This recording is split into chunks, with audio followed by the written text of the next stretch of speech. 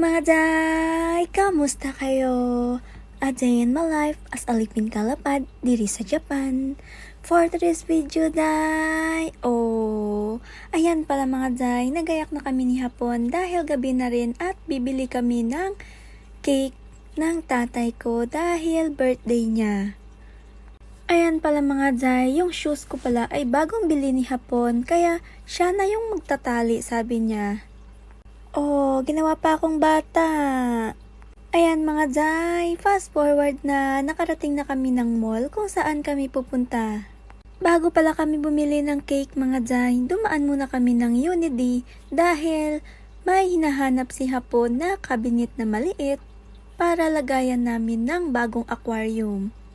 Ayan mga day, wala kaming nakita doon, kaya sabi ko kay Hapon, pupunta na lang tayo ng Daiso dahil may bibilhin ako na para sa kitchen.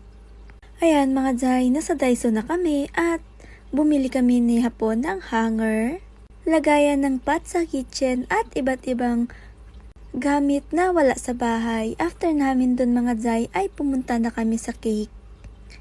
Bibilhan pala namin yung tatay ko ng cake, yung maliit lang mga day, at pagkatapos dito ay pumunta na rin kami ng McDo dahil sabi ni Hapon, ito na lang yung dinner natin, wag ka na magluto.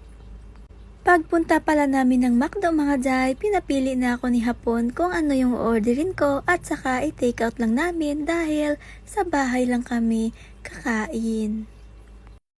Ayan mga day, after ng ilang minuto na pag-order ay nakuha na rin namin ni Hapon at uuwi na kami. Ayan, take out lang pala yan para kahit bagalan namin pagkain, komportable kami mga day dahil walang maghihintay sa amin. Parang banding na rin namin yung sabay kami kumain at sabay manonood ng TV. Ayan mga day, fast forward na nakarating na kami ng bahay at pagdating pala namin ay binuksan ko agad yung cake para pipicturan dahil late na talaga mga day, gabing-gabi na talaga mga day. Ayan pala, napaka-cute ng cake ng tatay ko. Maliit lang yan siya mga day pero may medyo kamahalan siya. Hindi gaya sa Pinas na sobrang laki at mura pa. Dito sa Japan mga day, maliit lang talaga yung cake pero napakamahal. Ayan, kung nakikita nyo, napaka-cute ng design. Ayan mga day, after ko palang mag-picture ng cake ng tatay ko, ay kumain na rin kami ni Hapon ng take-out na McDo. Itadakimasu mina, let's eat! Ayan mga day, hindi kami pareho ng order ni Hapon na burger at saka yun pala.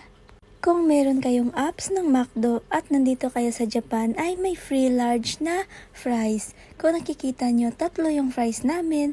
Yung 2 ay kasama yan sa set at yung isa ay free. Kaya kung bumili kayo ng McDo meal mga day, ipakita nyo yung scan at may download kayo ng McDo apps para makalibre rin kayo ng isang large na fries. Ayan, hanggang dito lang yung video. Thank you for watching. Johnny, Mina, arigatou gozaimasu.